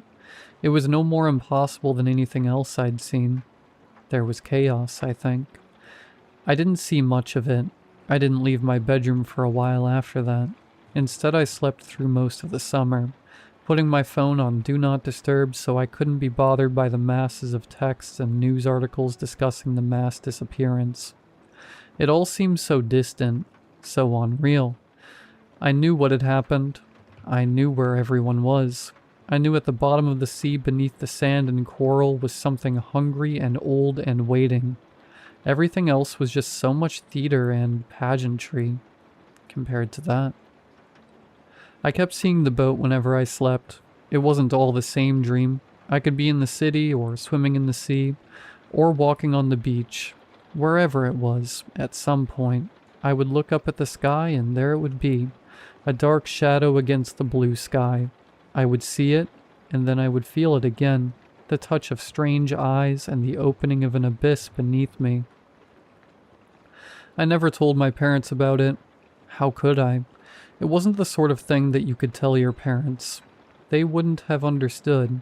They wouldn't have understood what I meant when I said that they were still waiting for me. Their eyes were still on me. They still had a space for me beneath the waves. They were still watching me. I suppose it was fair that I watched them back. I turn away from the sea, beginning to walk back towards the pathway down to the parking lot. I don't need to stay now that I've laid eyes on it. It's not like it's going to move quickly. My phone rings. I fish it out of my pocket with one hand, unlocking it and holding it up to my ear. Hello? Sunshine. The voice is warm and gentle. How are you? I soften despite myself, even though I have to focus on still picking my way down the sand and rocks. Hi, Dad. Yeah, I'm okay. It's just my father and me these days. I'm long grown, but I still live at home. With my legs being what they are, and my father's age being what it is, we do a lot better supporting each other. Home aids cost money that neither of us have. We're not as close as we were before everything, but we help each other out. It's a living. When my father speaks again, he sounds concerned. He doesn't like when I leave without telling him at least that I'm leaving, and when I'll be back, even if he's never even tried to prevent me from going wherever I want. It's not that he's a helicopter parent. He's just scared. I can't really blame him. No one in town likes their people being out of sight these days. Where did you go? Just out to the cliff. I'm heading back now. He tries to not sound disturbed, but he does. And did you see it? I nod before remembering that he can't see me. Yeah, it's miles out though. Should be months at least before it gets here. We have enough warning to prepare at least. You know, I don't like that you go out there, he says. This time his voice is gentle, like someone speaking to a frightened animal or a child. I bristle, despite myself. It's fine, Dad. Nothing's going to happen to me. It can't do anything at that distance. It needs you to be able to see it better for that. It's still a risk, he says. What if it calls you while you're all the way up there? You'd fall all the way into the sea. I don't know how to tell him that he's wrong. He knows I got close to it, closer than most people have, but he doesn't know that I was there. I was there and I watched my friends be swallowed. People think it just wants to drown those who it takes. There's not many people who have gotten as close to it as I have, and even fewer who have watched the things that I have seen. I wish that all it wanted to do was drown me. A clean death compared to it and what it wants. People have gone out to try and film it, capture it, bomb it. They don't come back. It makes me feel better to monitor it, I say finally. I like knowing where it is. Okay, he says finally. Just come home soon. It's the first night tonight. Okay, is all I can say. I'll be back soon. I'm finally back to my car. I set my cane on the empty passenger seat and pull out. Home is a lot more empty than it used to be when I was a kid. Downtown is full of dilapidated buildings and empty windows with signs advertising leases in them. There are walls where you can still see where the letters were pried off from the sign, discolored shapes from the sun. Other signs are bleached with sun and wind until you can hardly see what used to be there. Years on, I can't quite remember. Was that an ice cream store or a seafood restaurant? Was that a bookstore or an art studio? There are more homeless folks than there used to be as well. I see people sleeping under overhangs or beneath bridges. There are more encampments than there used to be as well. I pass one as I drive down the back road to my house. This one has been there long enough that they found some fencing from somewhere to encircle their tents with. There are a few gaps in the barrier, presumably for fleeing at speed if they need to. There's already someone outside, a tall woman with skin darker than mine and a bright pink shirt. She catches my eye as I drive by, but doesn't try to interact with me. It still makes a distressed twist go through my stomach. It's not safe to be homeless here these days. I guess I don't know if it ever was. I wonder as I drive if she's going to survive the night. It's night one, which means that everyone's in danger, but especially someone without a house, without doors to lock and hide behind. The city's done their own rituals since about year 2, when it became obvious that this was going to happen and keep happening, unless someone did something about it. I don't know all the details behind it. As I've heard it, they got someone from the university, marine biologists, oceanographers, folklorists, even some sailors from the local historical tall ship, and threw everyone in a room together until someone came up with an idea for what to do about the ferry boat. They do the ritual 3 times a year. 3s are important or something. It's a big ceremony for the town. They have hot dog vendors and everything. My father goes sometimes, but I don't. I'm pretty sure it doesn't do anything. Whatever I saw down there in the deep dark down below doesn't care about the little rituals with salt and gorse and sea champion. And then there's the rituals that other people do. Don't be surprised that someone came up with it. Wouldn't it have occurred to you at least? It takes people. It hollows them out of everything but salt water and shadow and drives them down to the darkness beneath. It wants people. For whatever reason. I have no idea why. I don't know who it was who first thought of it, but it's a kind of thing that people do. It wants people. Let's give them the people we don't want in the first place. I don't know anyone who for sure has taken part in the unofficial side of Night 1. I've never heard of anyone getting convicted for it either. Once you fall into the cracks, people don't put that much energy into looking for you and bringing you justice either. Perhaps you think I should help them. Perhaps I should. What would you do? My house is small. We downsized after my mother was lost. I don't think either of us could bear existing in the rooms where she had once walked anymore. It's small and green, and after I park, I walk in past my father's tiny vegetable garden. Tiny, still green tomatoes curl up steel wires towards the slowly fading sun. My father is sitting in the living room as I enter and lock the door behind me. Father has a charm hanging up by the door. I eye the little bundle of sticks and dried mallow and sea aster. I don't say anything. "Hey, sweet pea," he says. His eyes are hollow, but the ordinary hollow of exhaustion. My father hates Night 1. I think I do somewhere, but I haven't felt anything very strongly for a long time. "Hey, Dad." I lean over and press a kiss to the top of his forehead. "Staying up?" "I've got all the windows and doors locked and warded," he says for answer. "But you should go double check for me." My legs ache. I want nothing more than to sit. I go check anyway, like it has been every time for nearly a decade. It's perfect. When I go back, I sit down on the couch next to him, like I'm a child again. I curl into his side. Dad wraps an arm around me the way he always does. His skin is cooler than it used to be, but it's the ordinary cool of age. I still compare everything to Sparrow. I don't know if I'll ever stop. He's watching the newscast from the ceremony. I lean my head against his shoulder. Watching it again? He sighs. I don't know what I think I'm going to see. I shrug. Do you think it does anything? Sure, I say. Maybe. He accepts this answer and ruffles my hair gently before rising. I know he's going to triple check. Some nights he ends up quadruple and quintuple checking again and again until I make him some tea and make him sit down. He's a lot quieter than he is in my memories. The sea ate his smiles as well. The sea ate the heart out of the city. I think and sigh, and then pick up the remote and turn off the news. It's not until last night, when I'm laying in bed, that I let myself think what I really think the answer is. I don't think any of the rituals that we do work. Sometimes I meet people who think the violence that is done at the shoreline to those no one in the city cares about is worth it, if it keeps the sharks away from their door. I don't know how to tell them that I'm pretty sure it can't do anything. I have charms in my room as well. I've had them for years. It makes Dad feel better to make them. There are bundles and bundles lining the walls and shelves of my room.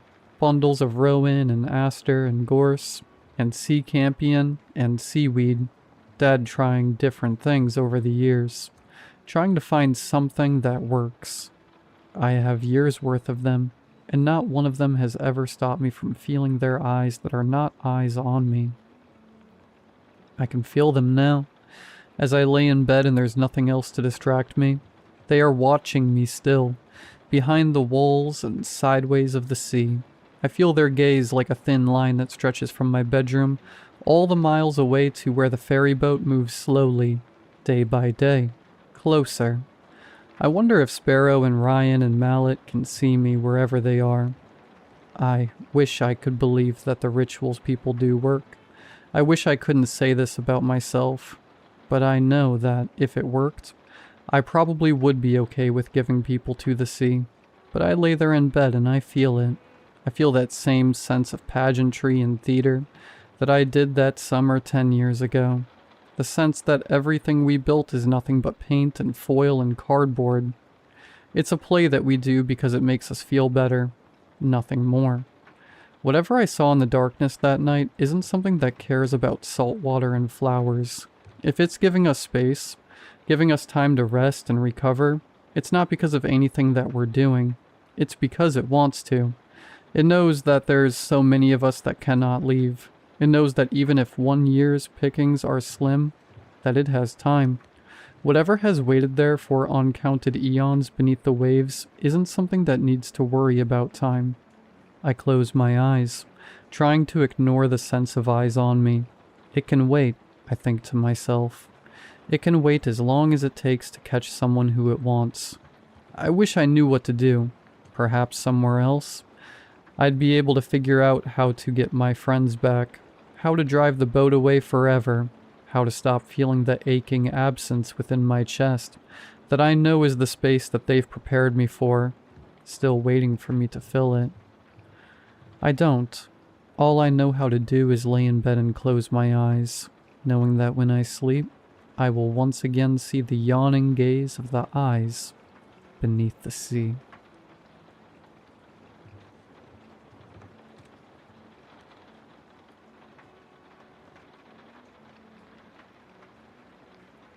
My therapist wants me to write it down. She's been patient about it, more patient than I deserve, but last week she said that sometimes the story needs somewhere to live outside of you, and that maybe I should find it a place. I don't think she means Reddit, but I've tried talking about it, and I've tried writing it in a journal that sits on my nightstand, and I've tried just letting it be quiet inside me, and none of that has worked, so here we are. I want to be clear about something before we start. The police have everything. Once I could write it down, I wrote it down, and they have all of it. This isn't about that. This is for me, and maybe for my therapist, if she ever goes looking. My name is Frank. I have a stutter.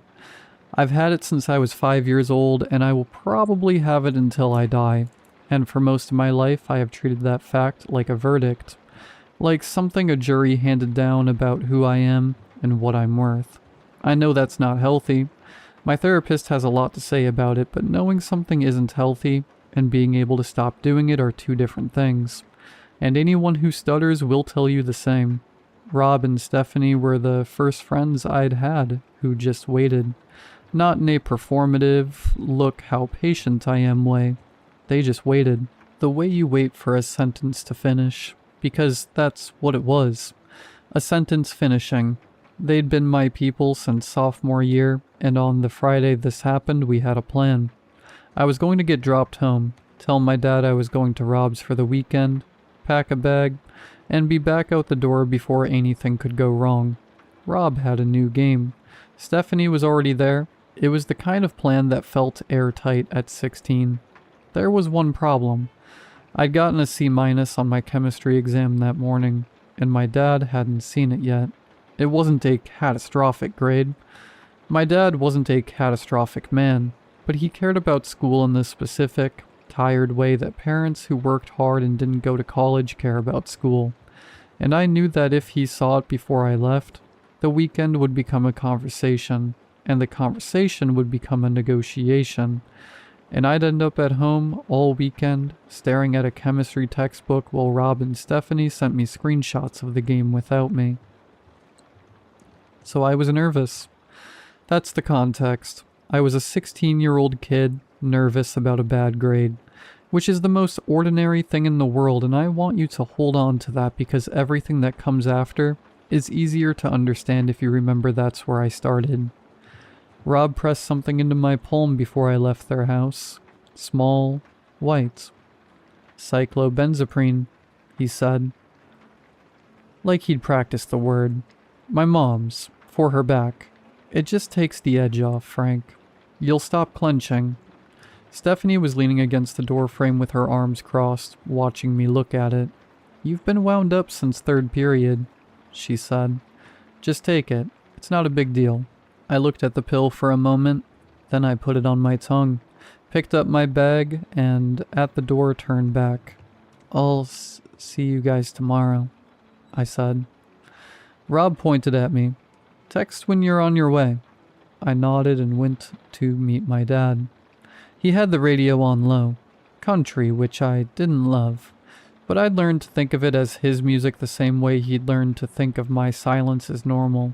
We pulled out of Rob's neighborhood, and the streetlights started coming, one after another, sliding across the windshield in a rhythm that was almost nice. And I noticed something. I felt easy, Not tired, not foggy, just easy. Like someone had turned down a dial I'd forgotten was always turned up. The tight thing I carried in my chest and my throat and my jaw, the thing I'd stopped noticing because it was always there, was quieter than usual. I took a breath just to feel how far down it went. My dad asked about Rob's mom, whether her back was better. I told him I thought so. He asked if Stephanie was the girl from the soccer team, and I said no. Different Stephanie. And he nodded like he was filing that away. Then he asked what we were planning to do all weekend, and I said we were going to play video games mostly. And he made the face he always made about video games. And I said Rob just got this new one. It's supposed to have a really good story. Apparently it won a bunch of awards. And I heard myself say the whole sentence and I realized I hadn't blocked once. My dad glanced over at me. He didn't say anything. He just looked at me for a second with this expression I didn't have a name for. Something quiet and sideways. Almost a grin, but smaller than that. Then he looked back at the road. I know what it was now. It was just a father watching his kid talk. Easy and unguarded. And being glad about it. At the time, I felt something shift in my chest. Not pride exactly. More like relief. That I had been given a glimpse of something I didn't usually get to have. And I looked out the window and let myself feel it without analyzing it. We were almost home. The chemistry exam sat in my backpack and I thought about it distantly. The way you think about something you've decided not to deal with yet. He hadn't asked. Maybe he wouldn't. Maybe we'd just have this. The radio and the streetlights and that small moment. And I'd be at Rob's by 9. Those friends of yours, my dad said. He tapped his fingers on the wheel once. They good kids? Yeah, I said. They look out for me. He was quiet for a moment. Good, he said. That's good, Frank. He pulled up to the house. He reached for the door handle. The crash from inside was heavy enough that I felt it in my seat. My dad moved fast. Faster than I'd ever seen him move. Already reaching for the knob before I'd fully processed the sound. I was still sitting there with my seatbelt when the door opened and the shots came. 3 of them. He dropped. I don't remember getting out of the car. I remember being on the porch. I remember the man inside looking at me with pure surprise. Not guilt.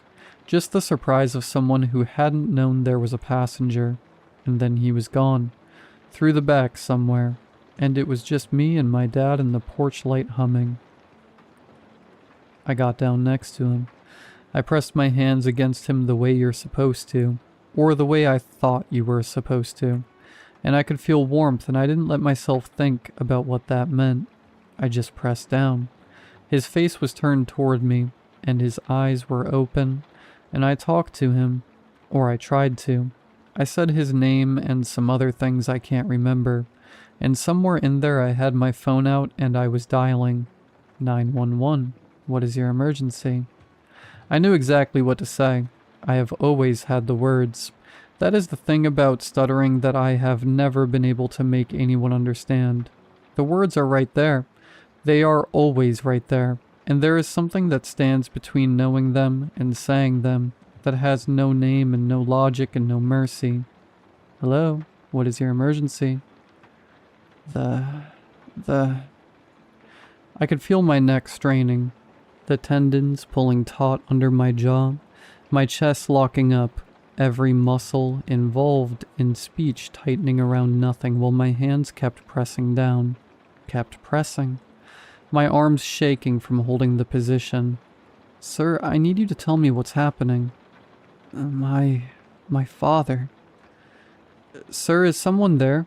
Are you okay? The muscle relaxer was still in my system. I know that now. I've read enough about it since. The adrenaline was fighting it and losing in certain places and winning in others. And one of the places it was losing was my throat. My tongue. The muscles that were supposed to push words out into the air. My body was doing everything it could and my voice just wouldn't. I kept pressing my hands down. I kept trying. A neighbor called it in. Sirens came about 4 minutes later and I was still on the porch, phone to my ear, hands where they were, still trying, long past the point where I knew help was coming. I don't entirely know why. Maybe because stopping felt like admitting something I wasn't ready to admit. Maybe because trying was the only thing left I could do for him, and I wasn't ready to stop doing it. They found us like that. I've been in therapy for 3 months. I've read about stuttering under stress, about muscle relaxers and adrenaline, about how none of what happened was my fault. My therapist's words, attributable to no failure on my part. I understand the argument, I can follow the logic, but I keep coming back to that car ride. How easy it felt. My dad's face when I finished that sentence without blocking. That small sideways thing that wasn't quite a smile. And I think about how I was sitting there in the warmth of it, quietly relieved about a chemistry exam, thinking maybe the weekend was going to be okay. He was going to find out about the grade eventually. I know that. We would have argued about it, or not argued. And either way, we would have gotten past it. There was time for all of that.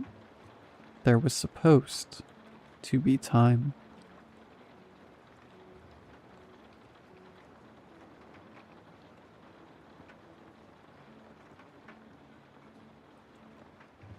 I started working the night shift at an old factory in 2019. The place shut down in 1991. Nobody ever explained why. Some company still owns the land and they pay me to walk the perimeter, check the locks on the gates, and sit in the security hut until sunrise. The money is fine. The rules aren't written down anywhere. The guy I replaced told them to me on my first night. He made me repeat them back until I got every word right. Rule 1. Do not go onto the main floor after 2 a.m. Rule 2. If you hear the conveyor belt, count your steps. Keep counting until it stops. Rule 3. Do not look at the second shadow. I laughed when he finished. He didn't.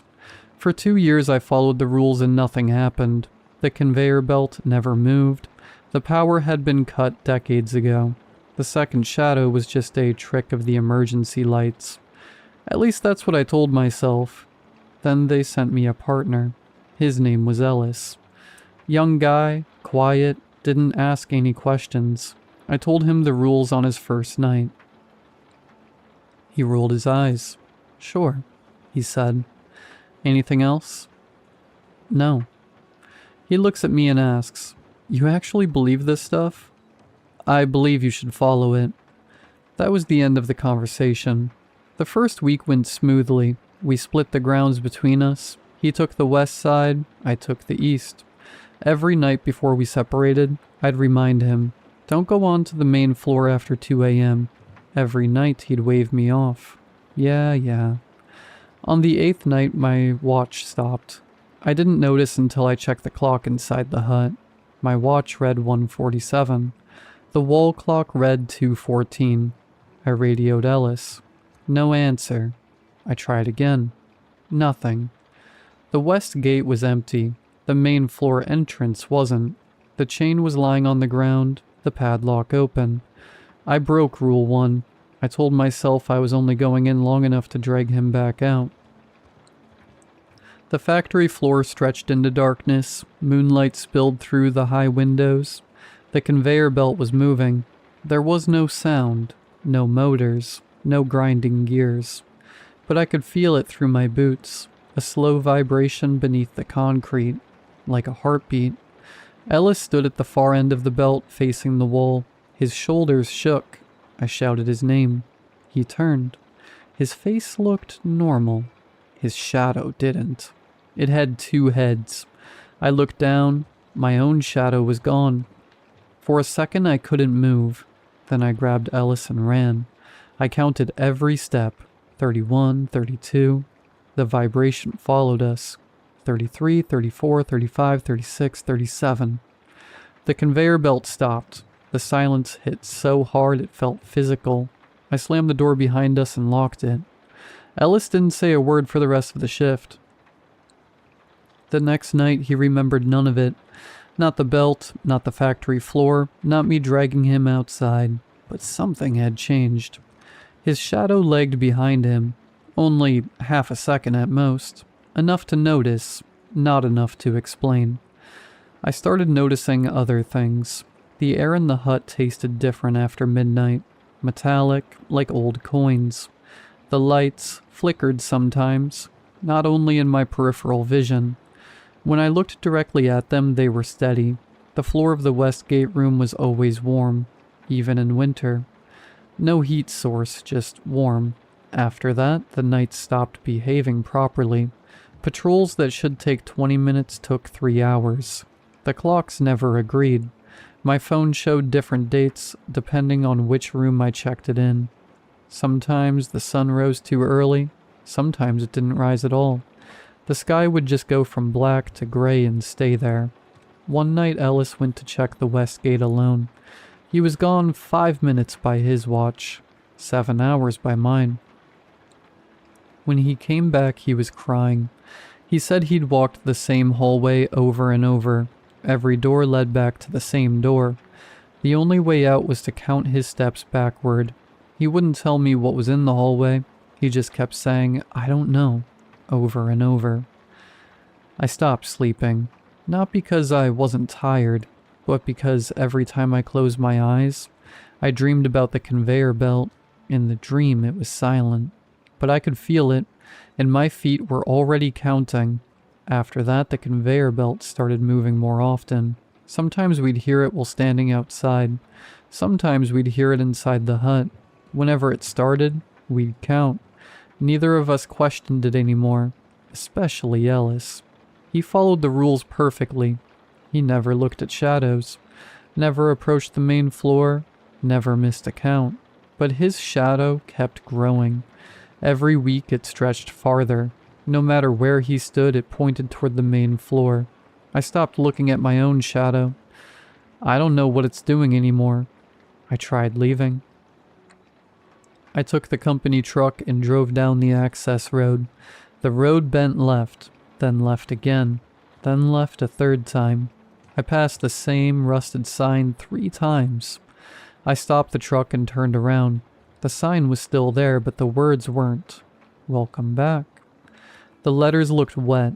I drove back. I haven't tried leaving since. Now I'm sitting in the security hut writing this. Ellis sits across from me. The wall clock says 1:47. It has said 1:47 for 3 days. Neither of us mentions it. We just repeat the rules over and over. Our voices are hoarse. I can't remember the last time we drank anything. A few hours ago, a truck came down the access road. A young guy stepped out. Clipboard, badge, company uniform. He asked if this was the factory. Ellis looked at me, then back at him. "Yeah," he said. "You need to listen to the rules." The man smiled. "I wrote the rules." Then he walked past us towards the main floor. The conveyor belt started moving. I felt it through the floor of the hut. Ellis's shadow stretched across the room, past the door, past the wall, out of sight. The man never looked back. The conveyor belt stopped. The clock still said 1:47. Ellis turned toward me. His face was calm. Too calm. "That's the 4th one," he said. "The first 3 were me." Then he walked after the man. The door shut behind them. The padlock clicked closed on its own. The chain twisted itself into a knot. I've been trying to undo it ever since. My fingers are bleeding. The knot doesn't change. I'm alone now. The rules are still written on the wall. I don't remember writing them, but the handwriting is mine. There are 4 rules. I swear there used to be 3. Rule 1. It's forbidden to go onto the main floor after 2 a.m. Rule 2. If the conveyor belt is heard, count steps. Rule 3. It is forbidden to look at the second shadow. Rule 4. When the next one comes, do not speak. You are the new guy now. I just heard the truck engine start outside. Then stop. Then start again. Then stop. Footsteps on the gravel. Someone is coming up the path.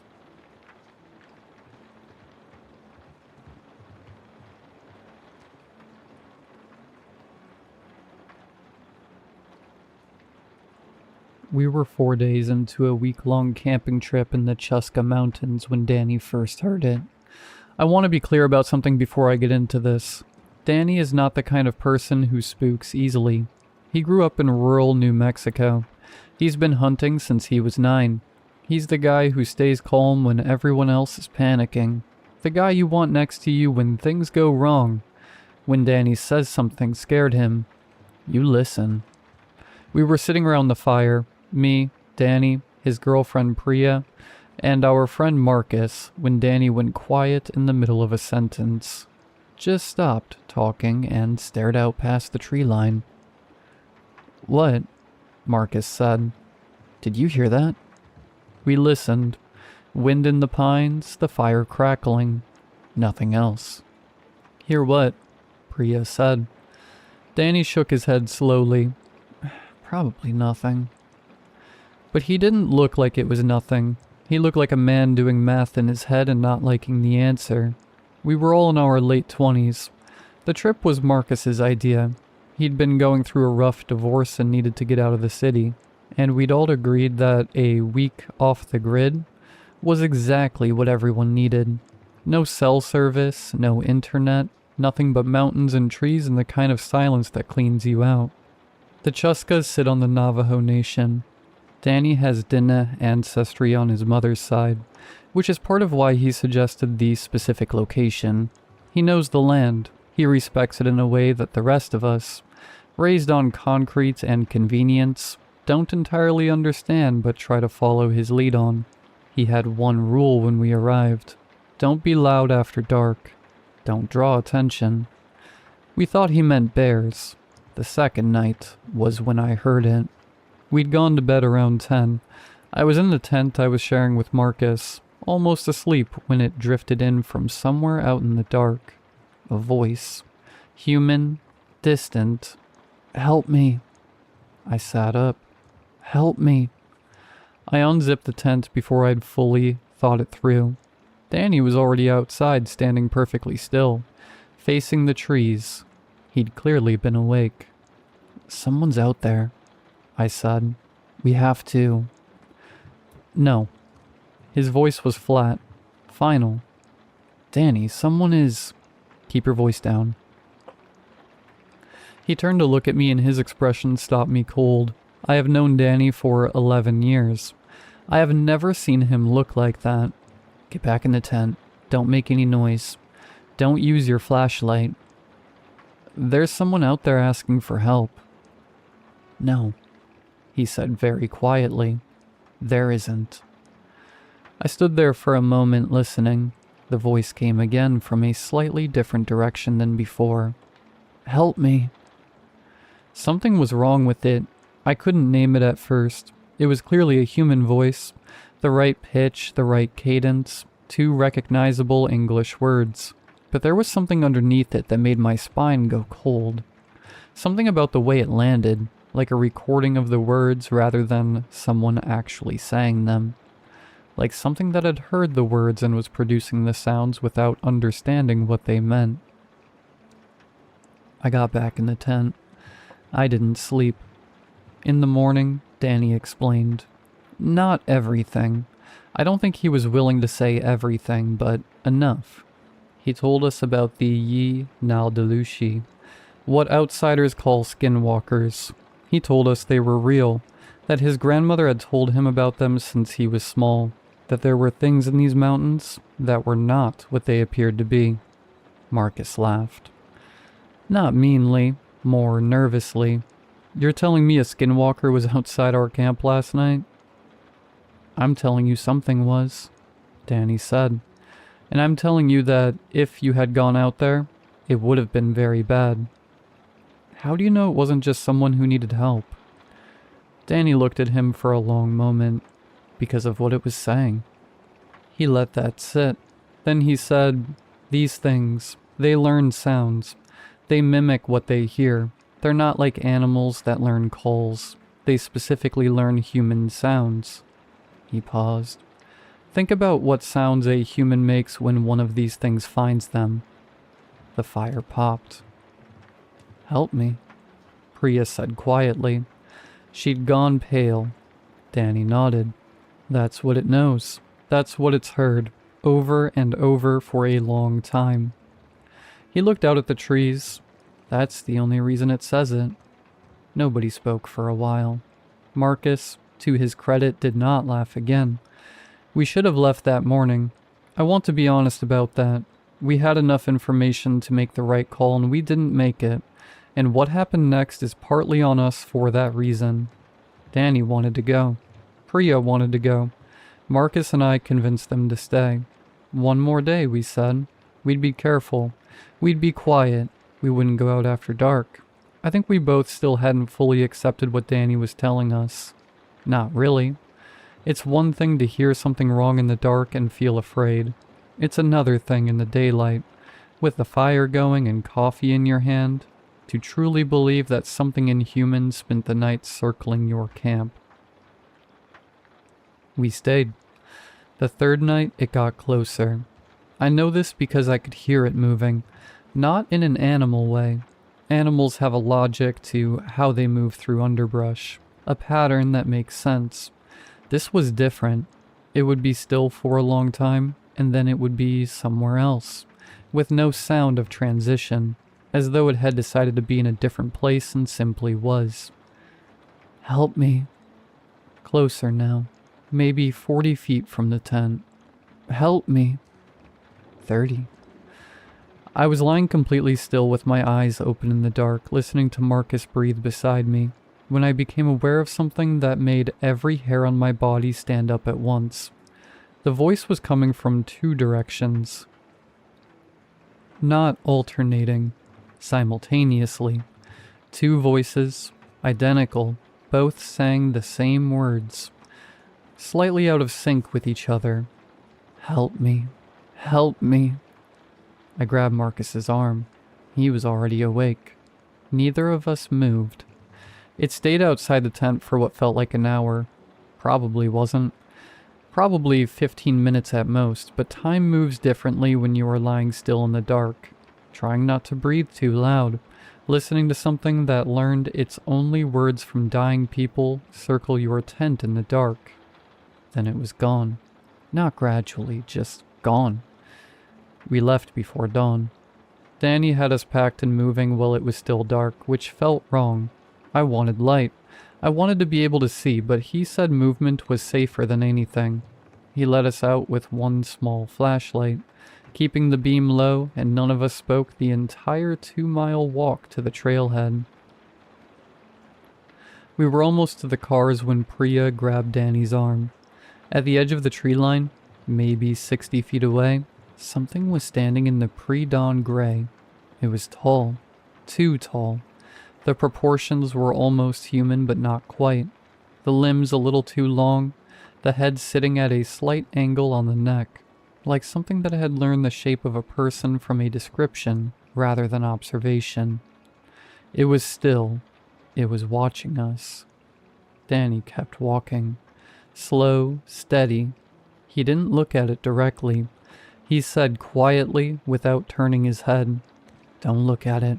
Don't stop walking. Get in the cars." I looked anyway.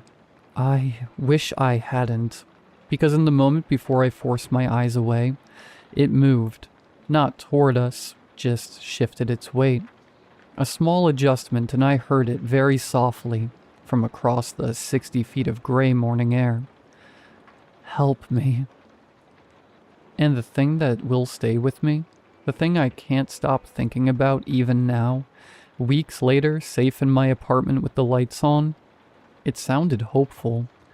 Like something that had been saying those words for a very long time, to many people, in many situations, and had learned that the words worked, had learned that those words made people come closer.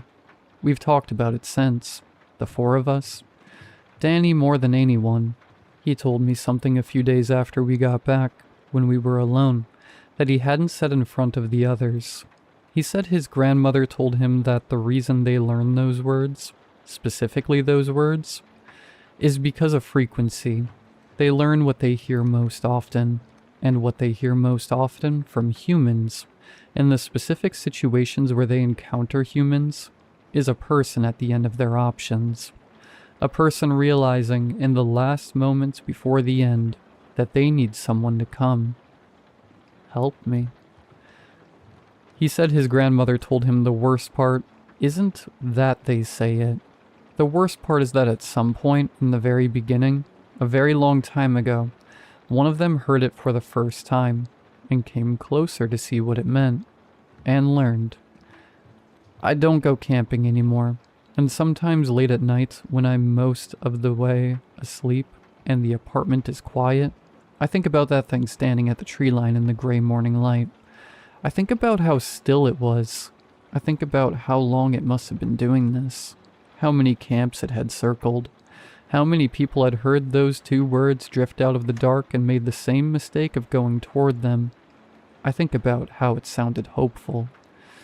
And I turn on the lights, and I wait for morning.